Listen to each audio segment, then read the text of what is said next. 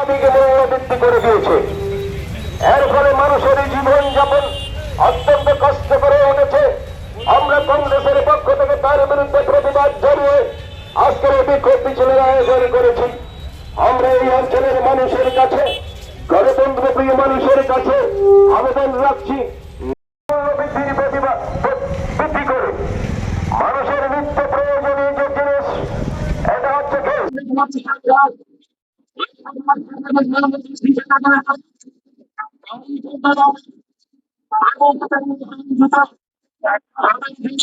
আমরা এই প্রাকৃতিক দুর্যোগের মধ্যে বাধ্য হয়েছি এই প্রতিবাদ কর্মসূচি গ্রহণ করতে, কারণ ইতিমধ্যে আপনারা অবগত হয়ে গেছেন যে ভারতবর্ষের বর্তমান প্রধানমন্ত্রী উনি আমাদের দেশে নজিরবিহীনভাবে এই সময়ে গ্যাসের 19 কেজি গ্যাসের সিলিন্ডারে 993 টাকা এককালীন বৃদ্ধি করে বর্তমান মূল্য দাঁড়িয়েছে 3071 টাকা।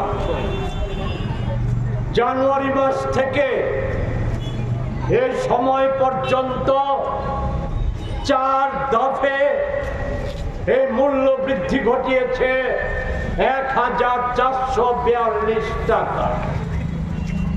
যদিও দেশবাসীর কাছে সামনে এনেছে যে যুদ্ধজনিত পরিস্থিতি কারণে এই মূল্য বৃদ্ধি, আমি বিশদে বিস্তারিত 12 বছরে এই সরকারের কুকাণ্ড সমূহ এবং জনস্বার্থ বিরোধী কাজ, প্রতারণা, জালিয়াতি এসব নিয়ে বিস্তারিত উল্লেখ করতে চাইব না, যাচ্ছি না। স্বল্প পরিসরে শুধু সরকারি তথ্য আমি তুলে ধরব, যাতে প্রমাণিত হয় যে যুদ্ধকালীন পরিস্থিতি এটা একটা ঘটনা, এটা একটা দাড়ি, এটা একটা বিষয়, কিন্তু একেও তো আড়াল করে রাখা হয়েছে। এতদিন যুদ্ধ শুরুর পর থেকে মোদিজি দেশবাসীকে আশ্বস্ত করেছিলেন কি, যে না, আমাদের দেশে ওই পেট্রো পণ্যে কোন রকম আঘাত আসবে না, জনগণের উপর কোন আঘাত আসতে দেব না। পেট্রোল, ডিজেল, গ্যাস এ মজুদ ভান্ডার আমাদের আছে, কিন্তু যে তথ্য এখন আড়াল করছে, আমাদের হরমুজ প্রণালীতে এখনো ভারতের পতাকাবাহী 14টা জাহাজ থেমে আছে। এর পরিণতি আগামী কিছুদিনের মধ্যে দেশবাসী উপলব্ধি করতে পারবে। প্রতারণা, জালিয়াতি ধরা পড়ে গেছে এই কমার্শিয়াল গ্যাসের মূল্য বৃদ্ধি। আপনারা এতে সাধারণ মানুষের কি হবে? 14 কেজি গ্যাসের সিলিন্ডার যা সাধারণ মানুষ ব্যবহার করে, এর তো দাম বাড়ায়নি, কিন্তু ভুলে গেলে চলবে না, এই 1.5 মাসও হয়নি সিলিন্ডার প্রতি 60 টাকার মূল্য বৃদ্ধি করেছিলেন। এছাড়া সিএনজি, পিএনজি এই সময়ের মধ্যে আমাদের রাজ্যে, সারা দেশের কথা বাদ, আমাদের রাজ্যে আরেকটা যে কসাই সরকার বসে আছে, এই সরকারের দৌলতে সিএনজির মূল্য বৃদ্ধি হয়েছে এই সময়ের মধ্যে 8 বছরে 111% সিএনজির দাম বেড়েছে, 133% পিএনজির দাম বেড়েছে। বলতে লজ্জা হয় এই সরকারের ওই ভাগ্যবাদী মন্ত্রীরা আর পণ্ডিত ব্যক্তিরা, এরা বলে সুশাসন আর জনগণের সরকার। আমি বলবো যদি সাহস থাকে আমি চ্যালেঞ্জ করে বলতে চাই, আমাদের রাজ্যে মাটির তলায় প্রাকৃতিক গ্যাসে ভরপুর আছে। গ্যাসের পর ভাবছে রাজ্যটা, রাষ্ট্রায়ত্ত সংস্থা ওএনজিসি আমাদের মাটির তলার গ্যাস উত্তোলন করে, অথচ আমাদের রাজ্যকে গ্যাস কিনতে হয় দিল্লির চাইতে বেশি দামে, বোম্বের চাইতে বেশি দামে।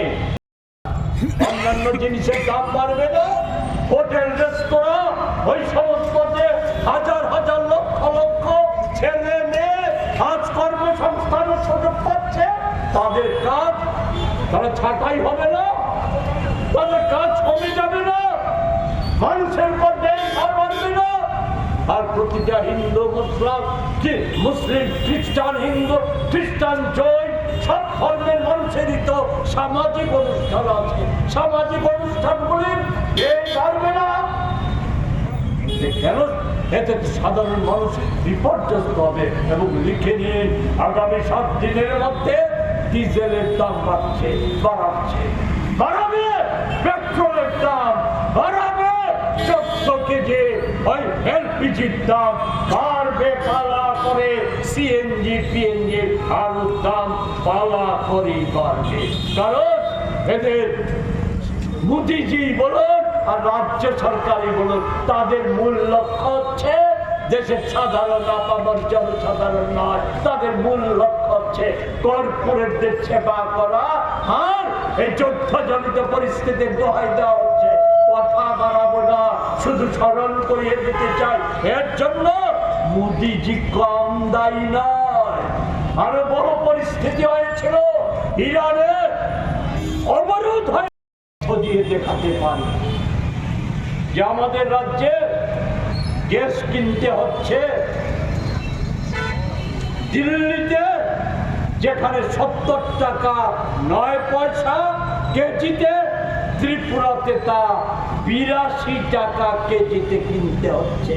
এরপর তথাকথিত জনকল্যাণকর সরকার 44% কর আদায় করছে রাজ্য সরকার। অথচ শুনলে অবাক হয়ে যাবেন, ওএনজিসি থেকে রাজ্য সরকার সব মিলিয়ে এই 14 অর্থ বছরে কত রয়্যালিটি পেয়েছে? রয়্যালিটি পেয়েছে রাজ্য সরকার 24-25 অর্থ বছরে সব মিলিয়ে রয়্যালিটি পেয়েছে 116,32,682 টাকা। যদি ভুল হয়ে থাকে আমি বলবো আমার বিরুদ্ধে ব্যবস্থা নিন, আর যদি ভুল না হয়ে থাকে তাহলে রাজ্যবাসীর কৈফিয়ত চাওয়ার অধিকার আছে। কেন উত্তর পূর্বাঞ্চলের মধ্যে সবচাইতে বেশি ভ্যাট আমাদের রাজ্যে? কেন যেখানে আমাদের পথকর রোড সেস ছিল ওই 18 সালের আগে 3%, এটা আজ কেন ওই 25.5% হয়েছে? ওই সিএনজি পিএনজির সাথে তা যুক্ত করা হচ্ছে। এর খেসারত কারা দিচ্ছে? এই রাজ্যের গরিব আপামর জনসাধারণ দিচ্ছে। এই ধরনের সুশাসন আমি আজকের কথা বলবো। আজকে ওই এত মূল্যে গ্যাস ব্যবহার করেও আজকে মানুষের জনজীবন প্রতিদিন বিঘ্নিত হচ্ছে। এরা অপদার্থ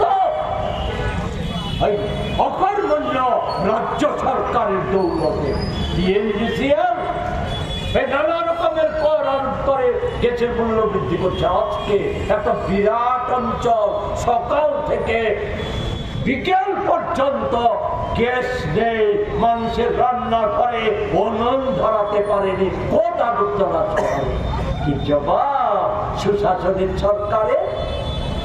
এমনতর জায়গায় দাঁড়িয়ে আমি যেটা বলবো সেটা হচ্ছে যা বলার জন্য বলেছি, যে এই যুদ্ধজনিত পরিস্থিতিতে না, আমি এই মোদিজির শুধু 12 বছরে শাসনে পেট্রোপণ্যের আন্তর্জাতিক বাজার দর এর অজুহাতে বারবার বলা হচ্ছে আমাদের দেশে পেট্রোপণ্যের দাম বাড়ে, প্রাকৃতিক গ্যাসের দাম বাড়ে, ওই এই এলপিজি গ্যাসের দাম বাড়ে। প্রকৃত ঘটনা তা না বন্ধু, প্রকৃত ঘটনা হচ্ছে এই সরকার জনবিরোধী। এই সরকারের কাছে মানুষের জীবনের কোনো মূল্য নেই। তাই তো 12 বছরে সরকারি তথ্য 14 বার আন্তর্জাতিক ক্ষেত্রে এই যুদ্ধজনিত পরিস্থিতির আগের কথা বলছে। যুদ্ধজনিত পরিস্থিতির সাথে মেলাবেন না। যুদ্ধজনিত পরিস্থিতির আগে 14 বার পেট্রোপণ্যের মূল্য পুনর্মূল্যায়ন হয়েছে। পুনর্মূল্যায়নে 12 বার পেট্রোপণ্যের দাম কমেছে। আর আমাদের রাজ্যে আপনারাই বলুন, এই 12 বছরে পেট্রোপণ্য, গ্যাস, প্রাকৃতিক গ্যাস কোন কিছুর দাম 1 পয়সা কমেছে না, সেই রেকর্ড নেই, বেড়েছে। আজকে আবার ধোঁকা দেওয়ার চেষ্টা করছে। এই কমার্শিয়াল গ্যাসের মূল্য বৃদ্ধির ফলে কেউ বলার চেষ্টা করছে দাম সাধারণ মানুষের কি, হোটেলওয়ালা, রেস্টুরেন্টওয়ালা, বৃষ্টির বড় বড় দোকান, ওই বিয়ে বাড়ি, তাদের বাণিজ্য কম হবে। প্রকৃত ঘটনা কি? এই কমার্শিয়াল গ্যাসের সাথে নিত্য প্রয়োজনীয় খাদ্যদ্রব্যের সংযোগ ওতপ্রোতভাবে জড়িয়ে আছে। সকালে ঘুম থেকে উঠে চায়ের সাথে যে বিস্কুটটা খেতে হয়, তাও ওই কমার্শিয়াল